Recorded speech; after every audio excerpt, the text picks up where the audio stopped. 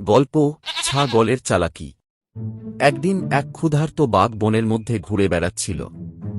অনেকক্ষণ ধরে শিকার না পেয়ে সে ক্লান্ত হয়ে বলে উঠল, আজ কত জায়গা ঘুরে দেখলাম, একজনকেও খুঁজে পেলাম না। আমাকে দেখে বোধহয় সব বনের পশুরা লুকিয়ে পড়েছে। এখন যে কি করি, এদিকে আমার ক্ষুধাতে পেট জ্বলে যাচ্ছে। বাঘটি বলতে না বলতেই হঠাৎ সে দেখতে পেল একটা ছাগল। ছাগলটি মনের আনন্দে ঘাস খাচ্ছিল। বাঘটি বলল, আজ আর আমাকে খালি পেটে থাকতে হবে না। বাঘটি ছাগলের দিকে তেড়ে গেল আর গম্ভীর গলায় বলে উঠল, আজ তোকে খেয়েই আমার পেট ভরাবো। বাঘটি ছাগলটিকে ঘিরে ফেলায় ছাগলটি মনে মনে ভাবল, এই রে, আজ বাঘের খপ্পরে পড়লাম যে এই বাঘের হাত থেকে আমাকে কোনো না কোনো উপায়ে বাঁচতেই হবে। ছাগলটি একটু ভয় পেলেও সে নিজেকে শান্ত রাখল।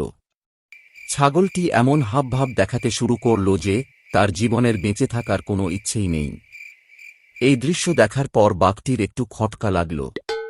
বাঘটি ছাগলটিকে বলল, আমি যে তোমাকে ঘিরে ফেললাম আর খাবো বলছি, আমার হাত থেকে তুমি তো কই বাঁচার জন্য দৌড়ে পালিয়ে যাচ্ছ না। ছাগলটি শান্ত গলায় বলে উঠল, বাঘ মামা, তুমি আমায় খেতে চাও বুঝলাম, কিন্তু তার আগে আমার একটা কথা শুনে নাও। বাঘটি বলল, তোর আবার কি কথা?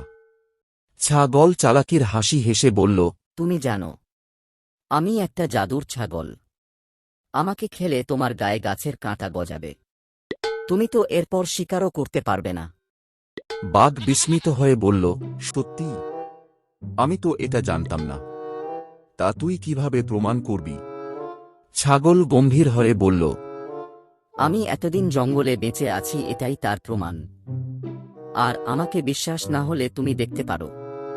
তবে আমার জাদু তখনই কাজ করবে যদি কেউ আমাকে খাওয়ার জন্য তাড়া করে। তুমি যদি চাও তাহলে আমাকে পেছন থেকে ধরতে চেষ্টা করো, তখন নিজেই বুঝবে। এই বলে বাঘটি ছাগলটিকে ধরতে পেছন থেকে তাড়া করল। ছাগলটি দৌড়াতে দৌড়াতে পাহাড়ের খাড়া পথে উঠে গেল, যেখানে বাঘ যেতে পারে না। বাঘ শেষে হাঁফিয়ে গিয়ে বলল, ধুর, কি বোকা বানালে আমাকে। ছাগল উপরে দাঁড়িয়ে মজা করে বলল, তুমি যদি বোকা না হতে তবে আজ আমি তোমার ভোজন হয়ে যেতাম। এই বলে ছাগলটি চলে গেল। এদিকে বোকা বাঘ কিছু করতে না পেরে ছাগলটির দিকে তাকিয়ে রইল। বন্ধুরা, ভিডিওটা যদি ভালো লেগে থাকে একটি লাইক, কমেন্ট, সাবস্ক্রাইব করে এই চ্যানেলের সাথে জুড়ে থাকুন এরকম সব মজার গল্প দেখার জন্য।